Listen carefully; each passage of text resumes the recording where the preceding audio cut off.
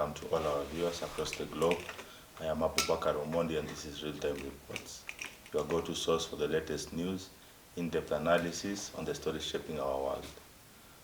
We are thrilled to have you with us for the next 25 minutes where we will keep you informed with timely updates, expert insights, and real-time coverage of today's major events. Thank you for joining us from wherever you're tuning in from.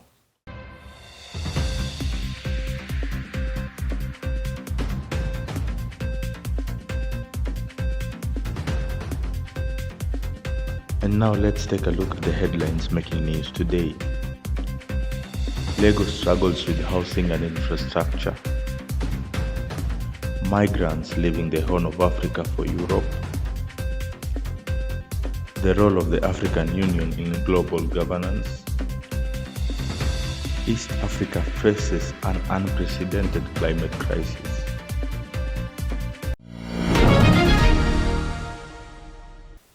Lagos, Nigeria's largest city, is in the throes of an urbanization crisis. Millions of people continue to flock to the megacity each year in search of better economic opportunities, but the rapid influx is pushing its infrastructure and housing system to their breaking point. Remember to share your thoughts and experiences with us through social media or join the conversation using the hashtag RealTimeReports. Our correspondent was on the ground speaking with experts and educators to gain a deeper understanding of how this crisis is unfolding. With an estimated population of over 24 million people, Lagos is now Africa's largest city by population, but its growth is outpacing the city's ability to provide adequate housing and essential services.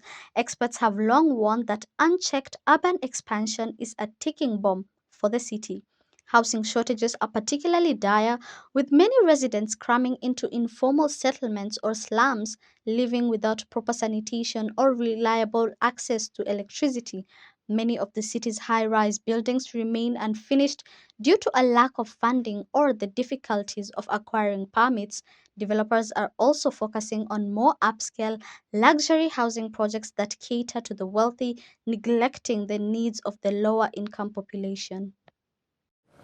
And when you talk about urban planning there, you have to look at transport, you have to look at sewerage, you have to look at garbage collection, you have to look at the kinds of roads that they have in traffic, railroad transport, and you can see that it has not been something that has evolved in a planned manner.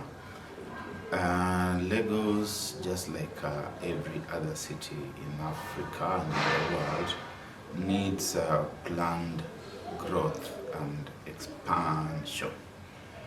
And it needs very clear enforcement of the urban planning and growth regulations so that there is no unplanned expansion. Unplanned expansion, particularly of human settlement, is what leads to the kind of chaos that you see in towns all over Africa. Given the rapid population growth in Lagos, what are the residents on the ground saying about the most pressuring challenges they face with overcrowding and lack of housing? Yes, thank you. The situation here in Lagos is becoming increasingly challenging for many residents. With the city's population swelling to over 20 million people, overcrowding is a daily reality. I've spoken with several locals who say the biggest concern is housing, not just affordability, but availability. People are crammed into informal settlements, often with poor infrastructure and limited access to clean water or even sanitation. Many residents told me that they feel left behind as development struggles to keep pace with the population growth. There's a growing frustration with rising rents and evictions, particularly in areas targeted for urban redevelopment. One young mother I spoke to said she shares a one-room space with her 3 children and still pays more than half her monthly income on rent.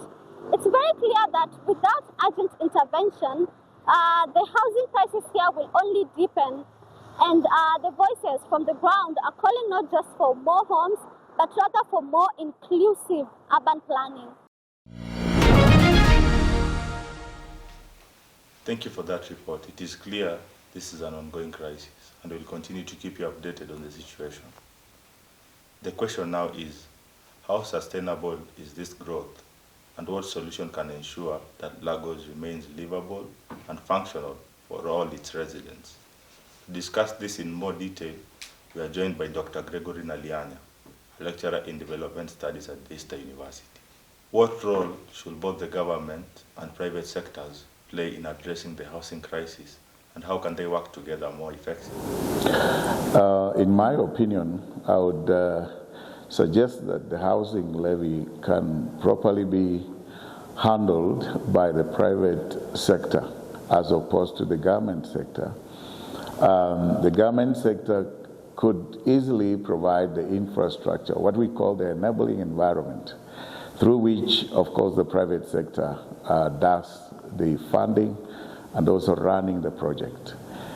In addition to this, I would imagine that the government could make it possible for citizens to own houses by lowering the mortgage rates or having citizens acquire mortgage rates that are zero rated in terms of taxation. Thank you, Dr. Nalianya, for your insights. As Lagos continues to grow at an unprecedented rate, innovative, sustainable solutions are urgently needed to ensure that the city can meet the demands of its rapidly expanding population. We'll continue to monitor the situation in Lagos closely. Now, let's move on to another news. The Mediterranean continues to be a perilous route for African migrants, particularly from Eritrea, Somalia, and Ethiopia, seeking to reach Europe. For many, the journey is born out of desperation as they flee escalating conflict, human rights abuses, and lack of economic opportunity. Our correspondent was on the ground to help us gain a deeper understanding of this issue. Recent reports from international humanitarian organizations have highlighted an alarming trend. The number of people attempting the dangerous sea route has surged by 30% in the last year alone. This uptick is particularly evident in countries where civil unrest continues to ravage the population. The conflict in Ethiopia's Tigray region, the ongoing instability in Somalia, and Eritrea's strict regime have led to a sharp increase in asylum seekers. The perilous Mediterranean crossing is a grim reminder of how far people are willing to go to escape their circumstances. According to the United Nations High Commissioner for Refugees, the number of deaths in the Mediterranean in 2024 has already surpassed 2023 figures, marking a tragic escalation. Despite the inherent risk, many still make the journey, believing the promise of Europe offers the only chance for survival and prosperity. It is, however, the regrettable reality that border spaces all over the world are sensitive to foreign intrusion. It doesn't matter whether you are in Tanzania and you are registering your nationals, you've got to be wary of the fact that there will be Kenyans at the border, some of whom might find it convenient to try to gain Tanzanian citizenship. Some will even illicitly hold dual citizenship. They will have citizenship across both sides of the border. I'm reporting from the North African coast, where growing numbers of migrants from Eritrea, Somalia, and Ethiopia continue to risk dangerous Mediterranean crossing. Fleeing conflict and hardship, many see no alternative. Humanitarian groups warn that deaths at sea are rising, with rescue efforts struggling to keep up. This is more than migration crisis. It's a humanitarian emergency. From North Africa, I'm Christina Mondi reporting for Real-Time Reports. As this crisis continues to unfold, the exodus from the Horn of Africa serves as a stark reminder of the urgent need for international solutions. To understand the complexities behind this growing migration, we are joined by Richard Kagoe, a journalist and an African regional editor for the BBC. What are the primary drivers behind the increasing number of migrants from the Horn of Africa, and how are these factors impacting the region's stability? I think there are a couple of reasons, but majorly has been conflict or insecurity. because you can see the Horn of Africa has been dealing with major issues, and some of them going back decades. So if you're looking at Somalia, there's been the issue of Al-Shabaab that has been there for the past 2 decades. So local populations have been displaced in mass. If you look at Ethiopia in the Tigray region, has been because of the conflict. In the Amhara region also has been regional conflict there between the Amhara forces and the Ethiopia federal government. And also what's been happening in Sudan since April 2023, the conflict between the Sudanese army and the paramilitary rapid support forces. So if you look at conflict, that is a major, major issue. Then there's the impacts of climate change. So the region has been devastated by, whether it is extreme cases of flooding.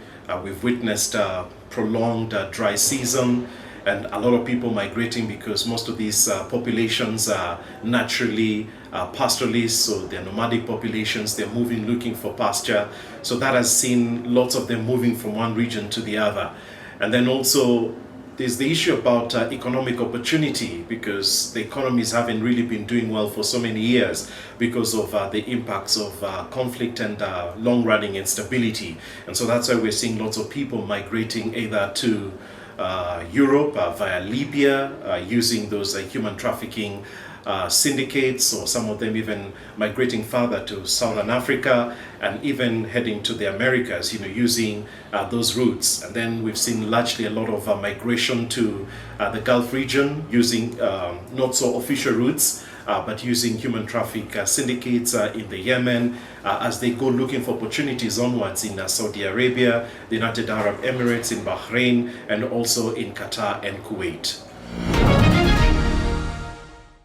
As we have heard, the challenges posed by migration crisis are immense, requiring a multifaceted response.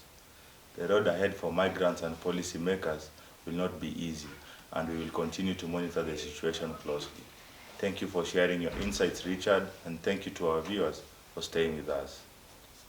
Coming up after the break, the African Union's rising role on the world stage, from peace talks in Sudan to a push for a seat at the G20.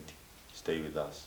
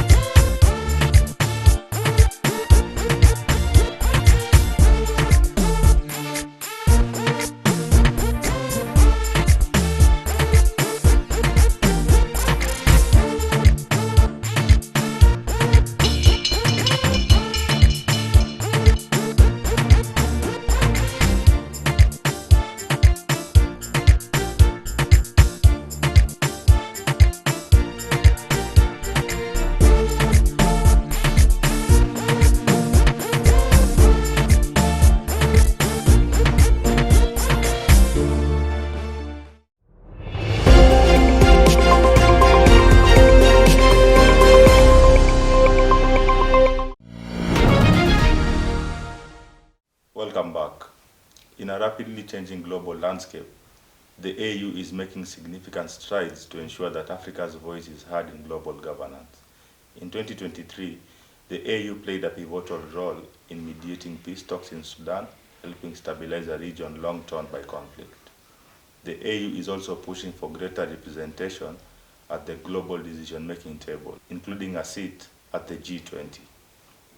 We invite you to join the conversation on this developing story using the hashtag realtime reports.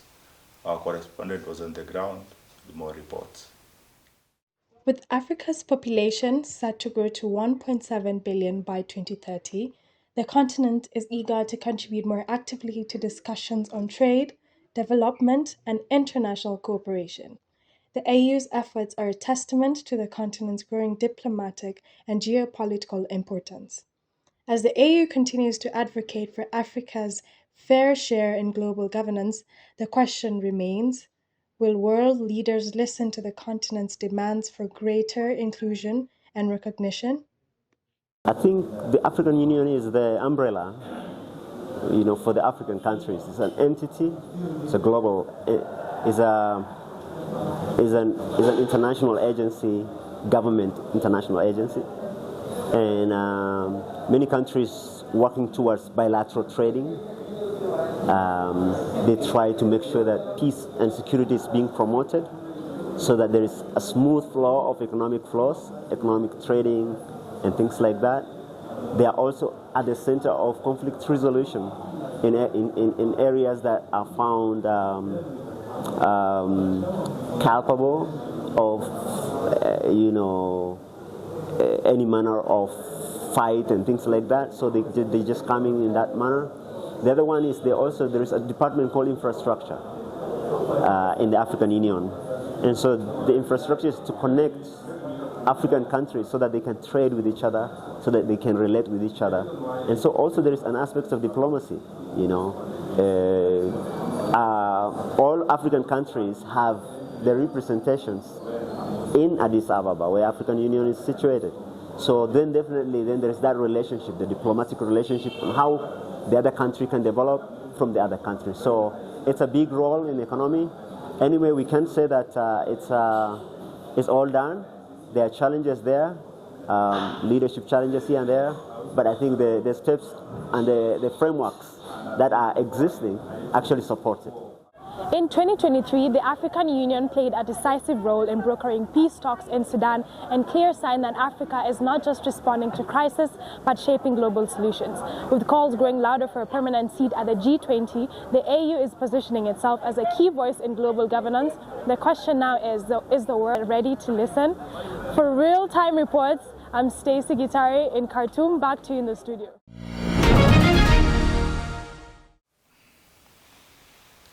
To analyze Africa's growing influence, we are joined by Peter Durito, a lecturer at Daystar University and also a peace and development expert.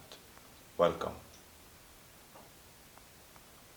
How do you assess the AU's growing influence in peacekeeping efforts, particularly in Sudan, and what does it say about Africa's evolving role in global diplomacy? Peace and security is at the center of African Union. Agenda 2063 is very significant, just to have an Africa that is stable, an Africa that's developed. African Union has sent mediators to South Sudan. They have done dialogue between the South Sudan leaders, efforts through IGAD, through Intergovernmental Authority and Development.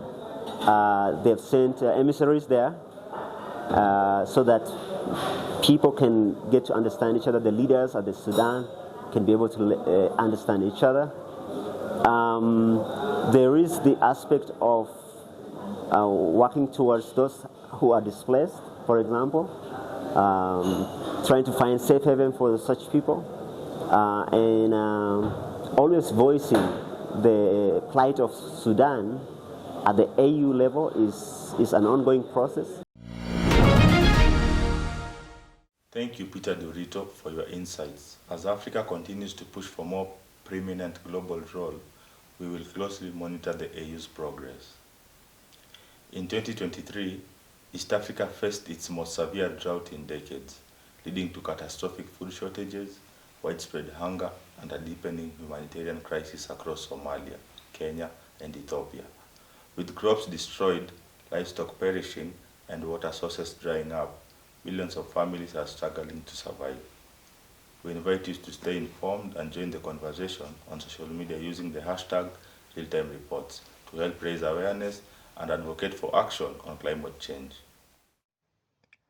Amid this crisis, communities are calling for urgent action, but challenges such as political instability, lack of infrastructure, and limited international aid complicate the response.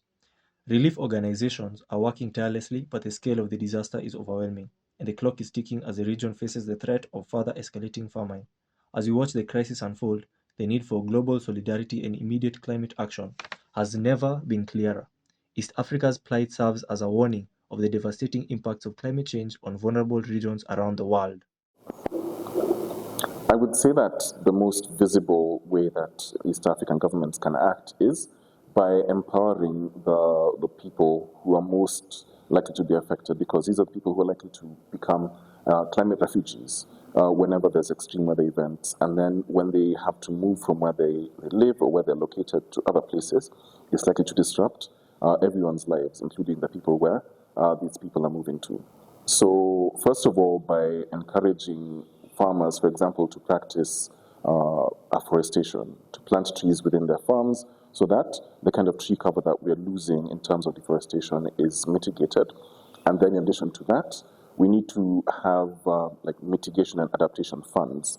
So at the last COP meeting, this came up in terms of it's called a loss and damage fund in terms of responding to climate change. So our governments need to push for the commitments that some of the governments made to contribute to this fund to actually be actualized. So that they're not just pledges, it's not just promises from the countries that are causing the kind of climate change we've seen in terms of their long-term industrial activity and all of the contributions they need to climate change, while us, as the countries that aren't really contributing as much to the global climate change situation in terms of emissions and all those other things, we tend to suffer the brunt of a lot of these extreme weather events and other situations that contribute to the situation that we're seeing now. To delve deeper into this crisis, we are joined by Eric Mugendi, a managing editor at African Uncensored. Welcome.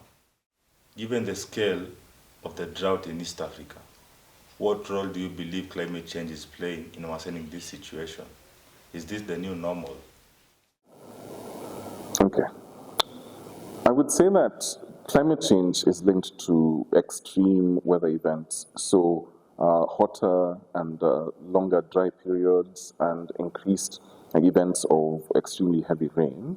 So when you have the kinds of significant climate change activities that we've seen over the last couple of years, it is much more likely that the kinds of droughts we've seen are only going to get worse. Because one of the reasons why, for example, in 2025 we had a really hot and dry January, February, and March is because there were cyclones that were happening in the southern part of the African continent. And because of that, you find that the moisture that would otherwise come in and cause the rains that we'd expect to start in March were delayed. And then because of that, we've also seen extreme weather events in other parts of the world where you have wildfires because of extended and really long dry periods. And then you've also seen situations where the kind of mitigation measures that needed to be put in place are not there. So you find that a lot of countries that rely on, say, rain-fed agriculture, or they wait for the rains to come so that they can plant, and then they wait for the seasons that were previously very well defined.